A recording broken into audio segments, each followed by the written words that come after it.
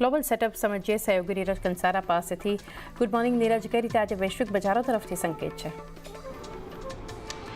જી good morning ચાંદની. અને આજના દિવસે જુઓ તમને વૈશ્વિક બજારોથી એક નબળા સંકેતો ખાસ કરીને મળી રહ્યા છે, કારણ કે ગઈકાલે અમેરિકાના બજારમાં તમને ઉપલા સ્તરેથી એક સારી એવી વેચવાલી ખાસ કરીને આવતી જોવા મળી હતી. દિવસના ઉચ્ચતમ સ્તરેથી બજાર આપણને ઘટાડા સાથે બંધ થતા જોવા મળ્યા અને દિવસના ઉપલા સ્તરેથી લગભગ 300 પોઈન્ટ જેટલો ડાઉ જોન્સ આપણને ઘટતો જોવા મળ્યો હતો. નાસ્ડેક, S&P 500 બંનેમાં પણ એક આપણને દબાણ સાથેનું જ કારોબાર જોવા મળ્યું હતું.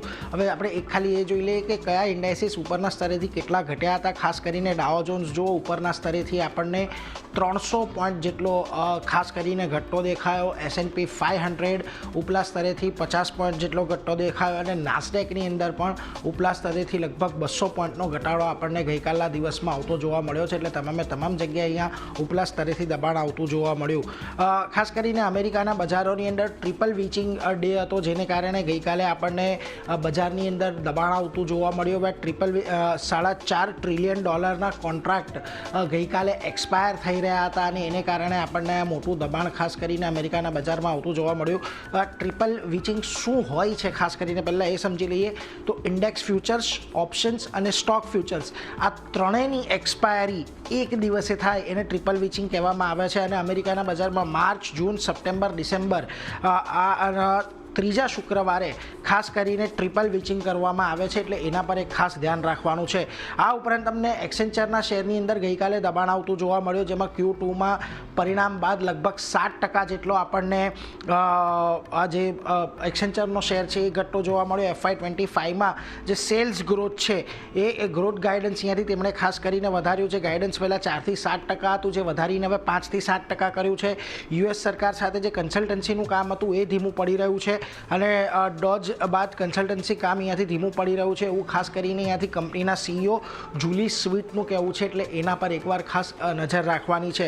આ ઉપરાંત ગઈકાલે આપણને અમેરિકાના બે મહત્ત્વના આંકડા આવતા દેખાયા. એક ઇનિશિયલ જોબલેસ ક્લેમના આંકડા અને US અર્નિંગ હોમ સેલ્સના આંકડા. સૌથી પહેલાં ઇનિશિયલ જોબલેસ ક્લેમના આંકડા નજર કરી લઈએ તો જુઓ સાપ્તાહિક ધોરણે આંકડા આવે છે અને 2.23 લાખ પર આપણને આ સપ્તાહે પહોંચતું જોવા મળ્યું છે. ઓલમોસ્ટ છેલ્લા 2-3 મહિનાથી એક રેન્જની અંદર જ આપણને આંકડો આવતો દેખાઈ રહ્યો છે. એટલે આ જોબલેસ ક્લેમ પણ કોઈ બહુ વધારે આમ તો વધ્યા છે ગયા અઠવાડિયાની દ્રષ્ટિએ, એટલે એના પર એક ફોકસ રહેશે. બીજી તરફ અર્નિંગ હોમ સેલ્સના જે આંકડા આવતા દેખાયા છે એ પણ જુઓ ફેબ્રુઆરીની અંદર લગભગ 42.6 પર આપણને પહોંચતો જોવા મળ્યો છે. જાન્યુઆરીની સરખામણીએ સારો એવો ઉછાળો છે, એટલે એના પર પણ નજર રાખીશું. છેલ્લે કમોડિટી પરની અપડેટ એક વખત લઈ લઈએ. સોનાની કિંમત $3050 ઉપર યથાવત રહેતી જોવા મળી રહી છે. અહીંયાથી $4000 સુધી પહોંચવાની અપેક્ષા એક છે એવું ડબલ લાઇન કેપિટલનું ખાસ કરીને કહેવું છે. બીજી તરફ કોપરની અંદર પણ ગઈકાલે આપણને એક સારો એવો કારોબાર થતો જોવા મળ્યો અને કોપરની અંદર ઇન્ટ્રાડે કારોબાર જે છે એ $10,000 પાર આપણને ખાસ કરીને ગઈકાલે પહોંચતો જોવા મળ્યો છે. એટલે એ એક બહુ મહત્ત્વના આયામો છે. બીજી તરફ ડોનાલ્ડ ટ્રમ્પે યુક્રેન સાથે નેચરલ રિસોર્સિસ પર ડીલ ટૂંક સમયની અંદર થતી જોવા મળશે એવું ખાસ કરીને કહ્યું છે. મિનરલ્સ, કોલ ઉત્પાદન વધારવા માટે ઇમરજન્સી પાવરનો ઉપયોગ કરવો એના પર પણ ટ્રમ્પે એક વાત કરી છે. એટલે એનાથી ખાસ કરીને મેટલ્સ પણ ફોકસમાં આવનારા સમયમાં રહેશે. પરંતુ આ બધાની વચ્ચે આજે એશિયાના બજારો પર એક વખત નજર કરી લો. જુઓ આજે ત્યાં પણ થોડો ઘણો મિશ્ર કારોબાર આપણને ખાસ કરીને જોવા મળી રહ્યો છે. ગઈકાલે અમેરિકાના બજારો બાદ જો તાઇવાન ઇન્ડેક્સ અત્યારે ઘટાડા તરફી છે. નિક્કેઈ અને કોરિયામાં એક સામાન્ય મજબૂતી આજે જોવા મળી રહી છે, પરંતુ ચાઇનાના બજારો જુઓ આજે દબાણ સાથે કામ કરી રહ્યા છે. સ્ટ્રેટ ટાઈમ્સમાં પણ એક સામાન્ય દબાણ જોવા મળી રહ્યું છે.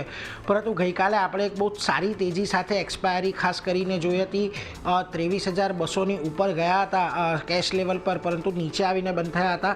નિફ્ટી ફ્યુચર્સ જુઓ 23,200 પર એક્ઝેક્ટલી બંધ થયું છે. 23,186ના ગિફ્ટ નિફ્ટી સંકેત આપી રહ્યું છે. એટલે એક સામાન્ય દબાણ સાથેનો કારોબાર અત્યારે તો ગિફ્ટ નિફ્ટી સૂચવી રહ્યું છે. પરંતુ ખાસ કરીને આજના દિવસમાં હવે છેલ્લા જે અઠવાડિયાના એક્સપાયરીના સોદા હોય છે એ પણ કદાચ આપણને બનતા જોવા મળે. એટલે ખાસ મહત્ત્વનું રહેશે કે આજના દિવસે આપણને કેવી ચાલ જોવા મળે છે. પરંતુ વૈશ્વિક સંકેતો થોડાક મિશ્ર છે અને ગિફ્ટ નિફ્ટી પણ થોડાક નબળા સંકેત આપી રહ્યું છે ચાલની. તો ઓવરઓલ